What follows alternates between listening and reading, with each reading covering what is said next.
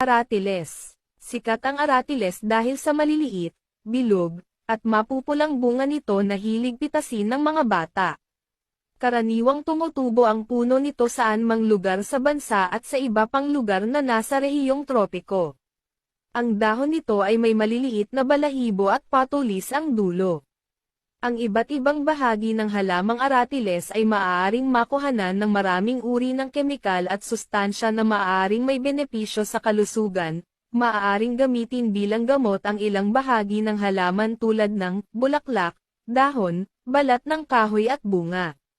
Ano ang mga sakit na maaaring magamot ng aratiles? Una, pananakit ng kalamnan or muscle cramps and spasms.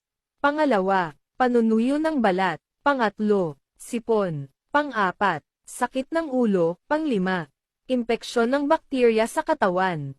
Pang-anim, lagnat. Pang-pito, presensya ng masamang free radicals at pang-walo ay alta presyon. Panuuri ng buong detalye kung paano ang tamang paggamit ng aratiles sa paggamot ng mga sakit na nabanggit sa video na makikita ninyo sa comment section.